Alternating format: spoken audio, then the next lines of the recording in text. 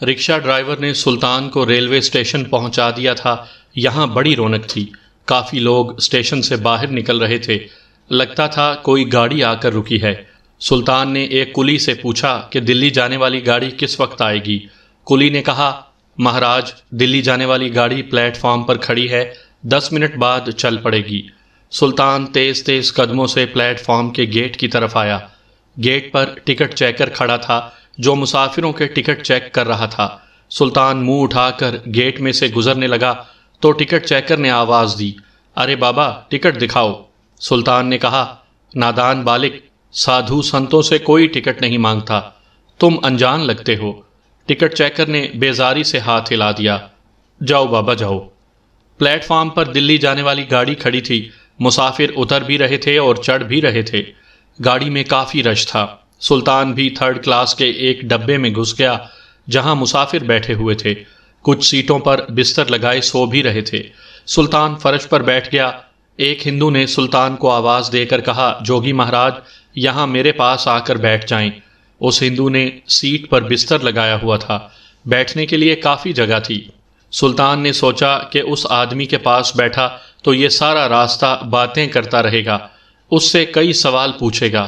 اس نے دور سے ہاتھ باندھ کر کہا، جوگی جہاں بیٹھ جاتے ہیں وہاں بیٹھ جاتے ہیں، تمہارا دھنیہ واد بالک۔ سلطان نے منہ دوسری طرف کر لیا اور کھڑکی میں سے پلیٹ فارم پر آتے ہوئے مسافروں کو تکنے لگا۔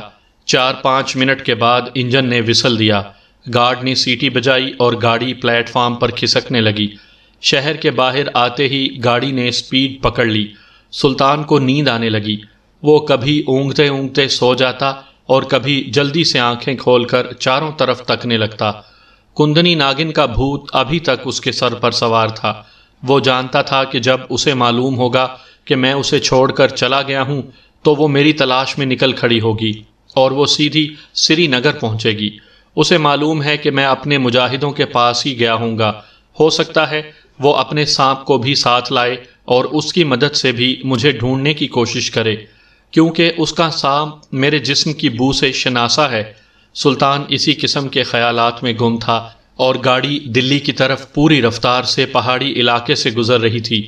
سلطان دلی پہنچ گیا۔ دلی میں ان کا ایک آدمی موجود تھا، مگر سلطان جتنی جلدی ہو سکے سری نگر اپنے بندوں کے پاس پہنچ جانا چاہتا تھا۔ اسے کندنی ناگن کا بھی خطرہ تھا کہ وہ ضرور اس کے پیچھے تعاقب میں چل پڑی ہوگی، کیونکہ اب دن کافی چڑھ آیا تھا۔ کندنی ناگن کا سانپ سلطان جہاں ہوگا اس کی بو پا کر اسے ڈھونڈ نکالے گا۔ سلطان ٹرین سے اتر کر دلی کے اسٹیشن پر ہی رہا۔ وہیں اس نے جموں جانے والی گاڑی کے بارے میں پوچھ لیا۔ اسے معلوم ہوا کہ سیدھی جموں جانے والی گاڑی رات کے 1:30 بجے چلے گی۔ امرتسر جانے والی گاڑی 1 گھنٹے بعد چھوٹنے والی تھی۔ سلطان نے سوچا کہ پلیٹ فارم پر رات کے 1:30 بجے تک بیٹھے رہنا ٹھیک نہیں ہے، اسے یہاں سے نکل جانا چاہیے۔ چنانچہ اس نے 1 گھنٹے بعد امرتسر جانے والی گاڑی پر سوار ہونے کا فیصلہ کر لیا۔ 1 گھنٹے تک سلطان 2nd کلاس کے ویٹنگ روم میں بیٹھا رہا۔ جب گاڑی آئی تو وہ چپکے سے منہ سر لپیٹے ویٹنگ روم سے نکلا اور ٹرین کے 3rd کلاس کے ڈبے میں سوار ہو گیا۔ گاڑی چل پڑی۔ سلطان ڈبے میں ایک طرف بیٹھا کھڑکی میں سے باہر دیکھ رہا تھا۔ ٹرین دلی شہر کے مضافاتی آبادیوں میں سے گزر رہی تھی۔ یہاں سے نکلتے ہی ٹرین کی رفتار تیز ہو گئی۔ سلطان کو یقین تھا کہ کندنی ناگن بھی بھوپال سے اس کی تلاش میں چل پڑی ہوگی۔ سلطان کی بو سے آشنا سانپ بھی اس کے پاس ہی ہوگا۔ ٹرین میں سوار ہونے سے پہلے دور کھڑے ہو کر سلطان نے دیکھ لیا تھا کہ کندنی ناگن وہاں نہیں ہے، مگر وہ ایک چھلاوا تھی، کسی بھی وقت کسی بھی راستے سے نمودار ہو سکتی تھی۔ سلطان کا ٹارگٹ سری نگر مقبوضہ کشمیر تھا، جہاں پہنچنے کے بعد وہ کندنی ناگن سے بے نیاز ہو جاتا تھا۔ دن گزر گیا، ٹرین اپنا سفر طے کرتی رہی۔ رات آ گئی۔ سلطان کا پروگرام یہ تھا کہ وہ جالندھر کے اسٹیشن پر گاڑی سے اتر جائے گا اور وہاں سے جموں جانے کے لیے یا دوسری گاڑی پکڑے گا یا پھر کسی بس میں سوار ہو جائے گا۔ رات کے پچھلے پہر ٹرین کسی چھوٹے سے اسٹیشن پر کھڑی ہوئی۔ سلطان جاگ رہا تھا۔ پلیٹ فارم پر پولیس کی سیٹی کی آواز پر سلطان نے چونک کر کھڑکی میں سے باہر دیکھا۔ پلیٹ فارم پر زیادہ روشنی نہیں تھی، یہ کسی قصبے کا اسٹیشن تھا۔ سلطان کو انجن کی جانب پولیس کے 6-7 سنتری دکھائی دیے جو جلدی جلدی ڈبوں کی طرف جا رہے تھے۔ سلطان کا ماتھا ٹھنکا، کہیں پولیس کو اس کی خبر تو نہیں ہو گئی۔ سلطان بے چین سا ہو گیا، وہ ڈبے سے باہر بھی نہیں نکلنا چاہتا تھا، اور پولیس کیوں وہاں آئی وہ یہ معلومات بھی حاصل کرنا چاہتا تھا۔ اتفاق سے انجن کی طرف سے ایک مسافر آتا نظر آیا۔ جب وہ سلطان کے ڈبے کے سامنے سے گزرا تو سلطان نے پوچھا، مہاراج یہ پولیس یہاں کس لیے آئی ہے؟ اس آدمی نے کہا، کہتے ہیں کشمیری کمانڈو اسی ٹرین میں بیٹھا ہے، اس کو پکڑنے کے لیے پولیس آئی ہے۔ سلطان کے جسم میں سنسنی سی دوڑ گئی، اس نے انجن کی طرف نگاہ دوڑائی۔ وہ سپاہی اس کے ڈبے کی طرف تیز تیز قدموں سے چلے آ رہے تھے۔ سلطان جانتا تھا کہ اس کی فوٹو پولیس کے پاس موجود ہے اور سپاہی اس کی شکل دیکھ کر ضرور پہچان لیں گے، اسی لیے اس نے ڈبے کے دوسرے دروازے کی طرف دیکھا۔ وہاں ایک سکھ مسافر بستر بچھائے گہری نیند سویا ہوا تھا، اس کی وجہ سے دروازہ اندر کی جانب نہیں کھل سکتا تھا۔ سلطان کو سپاہیوں سے اپنے آپ کو بچانا تھا۔ اس نے باہر سنتریوں کی آوازیں سنی۔ ایک سپاہی دوسرے کو کہہ رہا تھا، میں اس ڈبے میں دیکھتا ہوں، تم اگلے ڈبے میں جاؤ، یاد رکھو وہ ہندوانہ بھیس میں ہوگا، اس کی انگلیاں زخمی ہیں۔ سلطان نے سوچنا بند کر دیا، وہ اٹھ کر دوسرے دروازے کی طرف بڑھا۔ سوئے ہوئے سکھ کے اوپر سے گزر کر کھڑکی سے باہر دیکھا، اس طرف اندھیرا تھا، لائن کے نشیب میں جھاڑیاں اگی ہوئی تھیں۔ ایک خطرہ یہ بھی تھا کہ پولیس ضرور اس طرف بھی ہوگی۔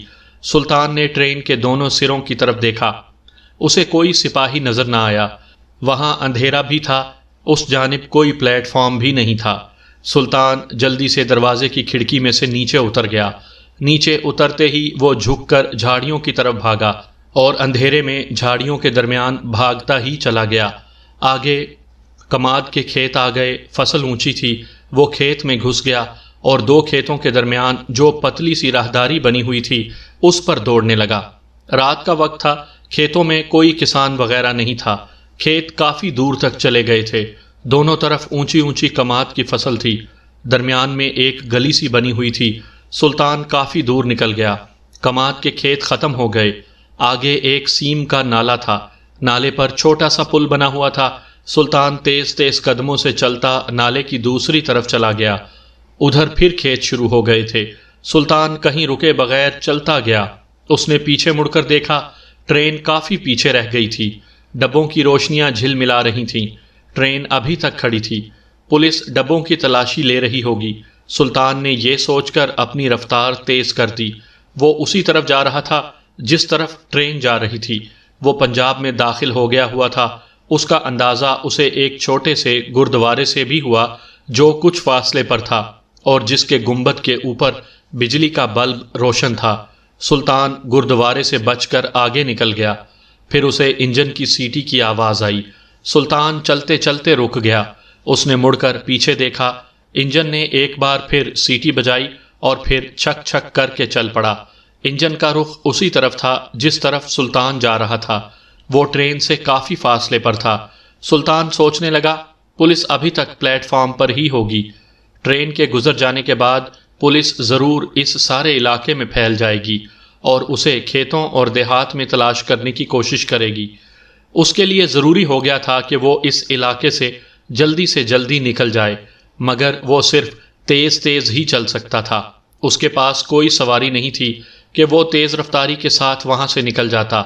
وہ زیادہ دیر تک دوڑ بھی نہیں سکتا تھا، موسم بہار کا تھا، رات کو ہلکی سردی ہو جاتی تھی۔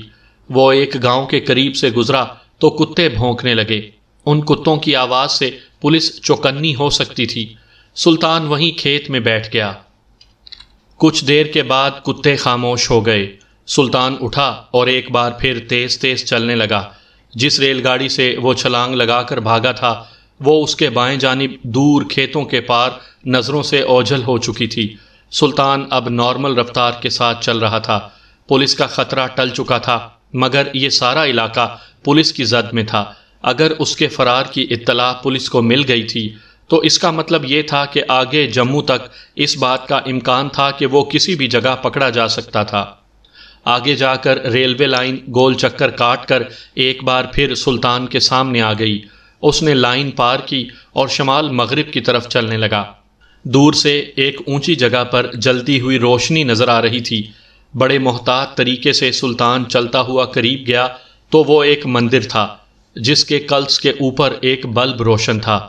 مندر پر سناٹا چھایا تھا۔ ایک طرف کچھ سادھو سنت قسم کے لوگ چادریں کمبل اوڑھے پیپل کے درخت کے نیچے سو رہے تھے۔ قریب ہی بجھا ہوا الاؤ تھا جس میں سے ہلکا ہلکا دھواں اب بھی اٹھ رہا تھا۔ سلطان بہت تھک گیا تھا۔ پہلے تو اس کے دل میں یہ خواہش پیدا ہوئی کہ وہ بھی چادر اوڑھ کر الاؤ کے پاس سو جائے، مگر پھر خطرے کے احساس کے پیش نظر اس نے یہ ارادہ ترک کر دیا اور مندر کے قریب سے ہو کر آگے نکل گیا۔ ذرا آگے گیا تو جی ٹی روڈ آ گئی۔ ایک ٹرک سڑک کے کنارے کھڑا تھا۔ جی ٹی روڈ سب سے زیادہ خطرناک تھی۔ پولیس نے آگے جلندھر تک اس سڑک کی ناکہ بندی کر رکھی ہوگی، لیکن سلطان کو اس خطرناک علاقے سے کسی طرح نکلنا بھی تھا۔ اگر وہ پکڑا جاتا ہے تو پھر اس کا زندہ بچنا ناممکن تھا۔ اس نے جو ماتھے پر تلک لگا رکھا تھا اور جوگیوں والے گیروا لباس پہن رکھا تھا اور داڑھی بڑی ہوئی تھی، اس سے کسی کو پہلی نظر میں اس پر شک نہیں پڑ سکتا تھا۔ جی ٹی روڈ پر تھوڑے تھوڑے فاصلے پر بجلی کی بتیاں روشن تھیں۔ سلطان کھیتوں میں سے نکل کر سڑک کے کنارے کھڑے ٹرک کے پاس آیا۔ وہ بظاہر بڑی بے نیازی سے چلتا ہوا ٹرک کے قریب سے گزر گیا۔ اس دوران اس نے دیکھ لیا تھا کہ ٹرک میں کوئی ڈرائیور نہیں بیٹھا۔ ٹرک کے پیچھے لکڑی کی بڑی بڑی گیلیاں لدی ہوئی تھیں۔ ٹرک کا رخ جلندھر کی طرف تھا۔ اتنے میں سڑک کی دوسری طرف سے ٹرک کا ڈرائیور اور کلینر نکل کر آئے۔ سلطان انہیں دیکھتے ہی ایک درخت کی اوٹ میں ہو گیا۔ ان میں سے ایک نے پوچھا، یہ آج پولیس ادھر بڑی گشت لگا رہی ہے، کیا بات ہے؟ دوسرے نے جواب دیا، استاد جی کوئی قتل وتل ہو گیا ہوگا، چلو اب گڈی نکالو، صبح کرتار پورے مال دینا ہے۔ دونوں ٹرک کی اگلی سیٹوں پر جا کر بیٹھ گئے۔ ٹرک کا انجن سٹارٹ ہو گیا۔ سلطان کے دل میں بجلی کی طرح ایک خیال لہرا گیا۔ اس نے پہلی نظر میں دیکھ لیا تھا کہ پیچھے جو لکڑی کے شہتیر لدے تھے ان کے درمیان اتنی جگہ ضرور تھی کہ وہ چھپ سکتا تھا۔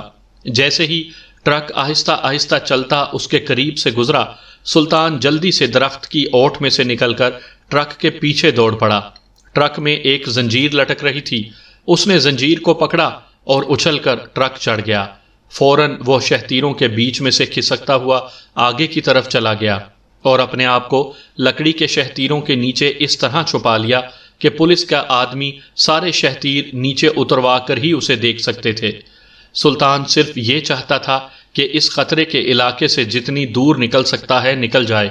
ٹرک پہلے تو سڑک پر رینگ رینگ کر چلتا رہا، پھر کچھ دور جا کر اس کی رفتار تیز ہو گئی اور اسی رفتار پر چلتا چلا گیا۔ ٹرک کے قریب سے کبھی کبھی کوئی گاڑی ہارن بجاتی گزر جاتی، اس کے بعد سڑک پر بھی خاموشی چھا جاتی۔ سلطان پر غنودگی چھانے لگی۔ شہتیروں کے درمیان ہلکی ہلکی گرماہٹ تھی۔ وہ ٹیک لگا کر اکڑوں بیٹھا تھا۔ اسے نیند آ گئی، مگر وہ کچھ اس طرح تکلیف دہ زاویے سے بیٹھا تھا کہ تھوڑی ہی دیر بعد اس کی آنکھ کھل گئی۔ ٹرک چلا جا رہا تھا۔ راستے میں وہ کسی جگہ نہ رکا۔ اب پو پھٹ رہی تھی۔ صبح کا نور پھیلنے لگا تھا۔ شہتیروں کے درمیان بھی ہلکی ہلکی روشنی ہو رہی تھی اور لکڑی کے شہتیروں پر لگا ہوا نمبر سلطان کو صاف نظر آیا۔ وہ حیران تھا کہ ابھی تک کسی جگہ سڑک پر پولیس نے ٹرک کو نہیں روکا۔ ٹرک آبادی میں سے گزر رہا تھا۔ سلطان جہاں چھپ کر بیٹھا تھا وہاں سے باہر سڑک نظر نہیں آ رہی تھی۔ معلوم ہوا کہ لاریوں کا کوئی اڈا ہے۔ تھوڑی دیر ٹرک یہاں رکا، اس کے بعد پھر چل پڑا۔ اسے باہر کچھ لوگوں کی آوازیں بھی سنائی دی تھیں۔ ان کی باتوں سے سلطان نے اندازہ لگا لیا تھا کہ آگے کوئی بڑا شہر آ رہا ہے۔ وہ اس بڑے شہر کے آنے سے پہلے ٹرک سے اتر جانا چاہتا تھا۔ ٹرک کچھ تیز چل رہا تھا۔ وہ اس کی رفتار ہلکی ہونے کا انتظار کرنے لگا۔ دن کی روشنی آہستہ آہستہ سفید ہو رہی تھی۔ ویسے بھی وہ اب وہاں پر محفوظ نہیں تھا۔ جب وہ وہاں چھپا تھا تو اس کا خیال تھا کہ باہر سے اسے کوئی نہیں دیکھ سکتا، لیکن دن کی روشنی میں اس نے محسوس کیا کہ اگر کوئی شہتیروں کے اوپر چڑھے تو وہ اسے نظر آ سکتا ہے۔ ٹرک نے ایک موڑ کاٹا تو اس کی سپیڈ ہلکی ہو گئی۔ سلطان تیزی سے شہتیروں میں سے نکلا اور ٹرک میں سے کود گیا۔ وہ سڑک کے کنارے درختوں میں گرا اور لڑک گیا۔ جلدی سے اٹھا اور سڑک چھوڑ کر کھیتوں کی طرف چل پڑا۔ ایک سکھ کسان کھیت میں ہل چلا رہا تھا۔ سلطان اس کے قریب سے گزر گیا۔ یہاں ایک ٹیوب ویل لگا تھا جس کے اوپر ایک بوڑھی عورت بیٹھی کپڑے دھو رہی تھی۔ سلطان نے اسے ہندوؤں کے مطابق پرنام کیا اور پوچھا کہ جلندھر وہاں سے کتنی دور ہے؟ عورت نے کہا، مہاراج، اڈے سے کوئی تانگا پکڑ لیں، جلندھر زیادہ دور نہیں ہے۔ ادھر تو تم ہوشیار پور کی طرف جا رہے ہو۔ سلطان مطمئن ہو گیا، وہ ہوشیار پور کی طرف ہی جانا چاہتا تھا۔ اس نے عورت کا شکریہ ادا کیا اور محض اسے دکھانے کے لیے کھیتوں میں سڑک کی جانب مڑ گیا۔ تھوڑا آگے جا کر اس نے اپنا منہ ہوشیار پور کی طرف کر لیا۔ وہ کئی چھوٹے چھوٹے دیہات میں سے گزرا۔ ایک گاؤں میں اس نے سکھوں کے ڈھابے میں بیٹھ کر دال روٹی کھائی، تانبے کے گلاس میں چائے پی۔ اس کے جسم میں توانائی آ گئی۔ کچھ دیر وہاں آرام کیا، آگے کے سفر کے بارے میں باتوں باتوں میں مزید معلومات حاصل کیں اور خدا کا نام لے کر چل پڑا۔ دوپہر کے بعد اسے جموں کی لاری مل گئی۔ وہ لاری میں بیٹھ گیا۔ شام کو لاری نے جموں کے اڈے پر پہنچا دیا۔ یہ علاقہ اس کا دیکھا بھالا تھا۔ یہاں ان کا ایک مجاہد دریا کے پار والی گلی میں رہتا تھا۔ سلطان سیدھا اس کے ہاں پہنچ گیا۔ اس نے سلطان کو دیکھا تو جلدی سے اندر بیٹھک میں بٹھایا اور پوچھا، خدا کا شکر ہے کہ تم جان بچا کر نکل آئے۔ عبداللہ شاہ ہسپتال میں ہی شہید ہو گیا، ہم اس کی لاش بھی واپس نہیں لا سکے۔ یہاں سلطان کے مشن کی ساری رپورٹ پہنچ چکی تھی۔ سلطان نے کشمیری کمانڈو مہدی شاہ کے بارے میں پوچھا۔ جموں میں مقیم کشمیری مجاہد کا ہم نام نہیں لکھیں گے، آپ اسے جمشید کہہ لیجئے۔ جمشید نے کہا، مہدی شاہ کے بارے میں ہمیں صرف اتنی ہی خبر ملی ہے کہ وہ بھوپال کے فوجی گیریزن سے فرار ہونے میں کامیاب ہو گیا ہے۔ وہ کہاں ہے ہمیں کچھ معلوم نہیں، وہ ابھی تک یہاں نہیں پہنچا۔ ہمارے دوسرے مجاہد حسن شاہ اور کرم شاہ اس کا کھوج لگانے بھوپال کی طرف جا چکے ہیں۔ سلطان نے 2 دن جمشید کے گھر پر گزارے۔ اس دوران اس نے اپنی زخمی انگلیوں کا علاج بھی کروایا، داڑھی بڑی رہنے دی، لباس تبدیل کر لیا۔ اب اسے کندنی ناگن کا خیال آیا۔ وہ مطمئن تھا کہ کندنی اس کے پیچھے اتنی دور نہیں آئے گی اور اس کا سانپ بھی اتنا فاصلہ اکیلے طے نہیں کر سکے گا۔ راستے میں اسے کوئی نہ کوئی مار ڈالے گا۔ کندنی ناگن کو سلطان نے اپنے ذہن سے نکال دیا۔ جمشید کہنے لگا، بھارت نے اپنی مزید ایک ڈویژن فوج مقبوضہ کشمیر میں جھونک دی ہے۔ مجاہدین بڑی جوان مردی سے بھارتی فوجوں کا مقابلہ کر رہے ہیں، مگر ہمارے پاس جدید ہتھیاروں کی کمی ہے۔ سلطان نے کہا، میں آج رات وادی میں اپنے مجاہدوں سے ملنے کے لیے نکل جاؤں گا۔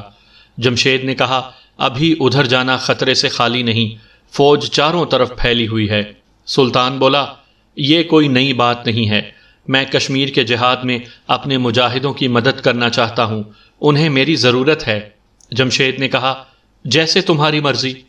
سلطان نے جمشید سے کہا، وہ کشمیری مزدور کے بھیس میں وہاں سے نکلے گا۔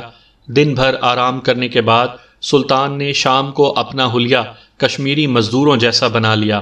جمشید نے اسے کچھ روپے دیے۔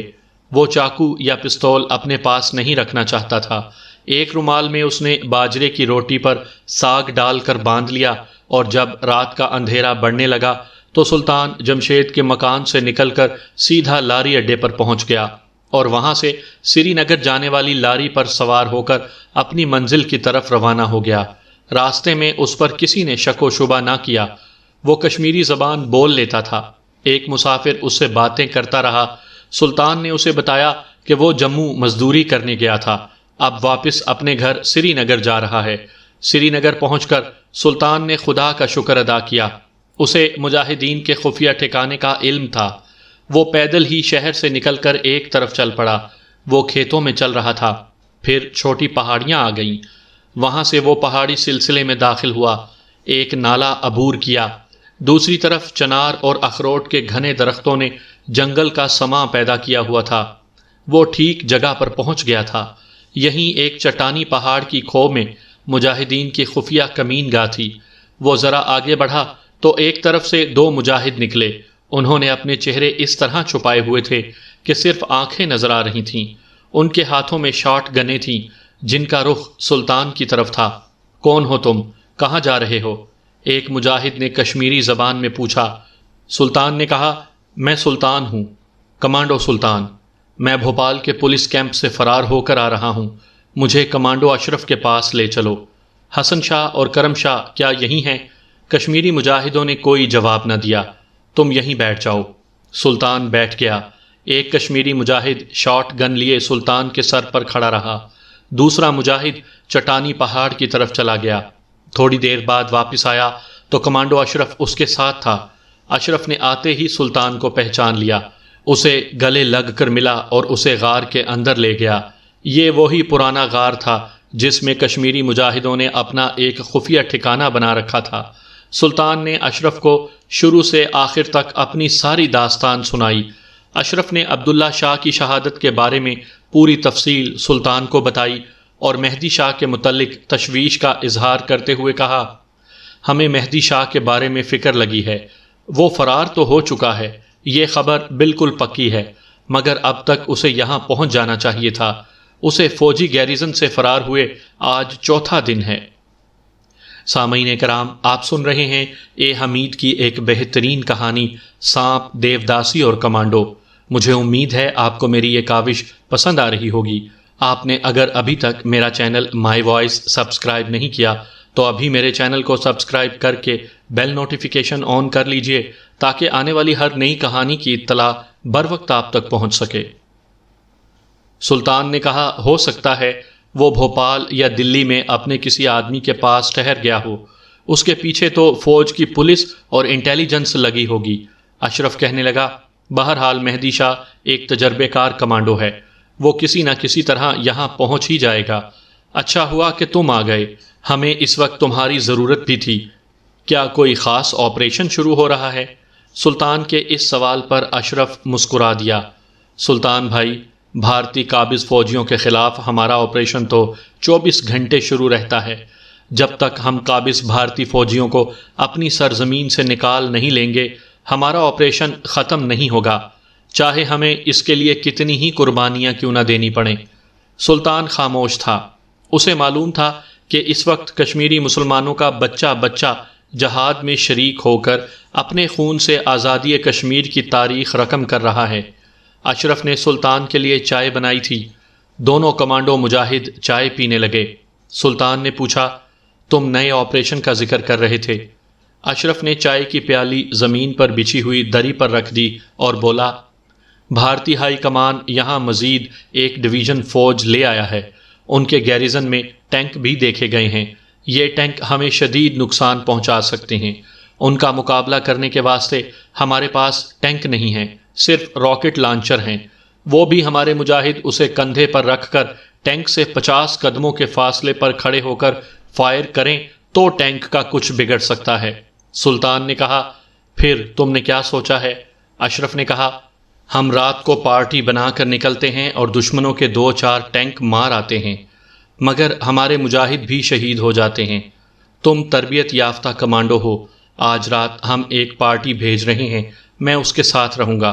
میں چاہتا ہوں کہ تم بھی ہمارے ساتھ چلو، بلکہ ہماری رہنمائی کرو۔ سلطان نے دوسرے کمانڈوز کے بارے میں پوچھا تو اشرف نے کہا، ہم صرف 3 ہوں گے، میں، تم اور ہمارا کمانڈو ساتھی جمال۔ یہ پتہ کروایا ہے کہ بھارتی ریجمنٹ کے ٹینک رات کو کس جگہ چھپائے جاتے ہیں؟ ہاں، ہم نے یہ ساری معلومات حاصل کر لی ہیں۔ ہمارے پیچھے جو چھوٹی پہاڑی ہے اس کی دوسری طرف ٹینک ریجمنٹ کا گیریزن ہے۔ رات کو ٹینک درختوں کے نیچے کھڑے کر دیے جاتے ہیں، پہرا زبردست ہوتا ہے۔ سلطان چائے کے گھونٹ بھرتے ہوئے کچھ سوچ رہا تھا۔ اس نے راکٹ لانچروں اور اسلحے کے بارے میں دریافت کیا تو اشرف نے کہا، 3 راکٹ لانچر تو اس وقت ہمارے پاس موجود ہیں، مگر راکٹ زیادہ نہیں ہیں، ہر لانچر کے لیے 2 راکٹ ہی ہیں۔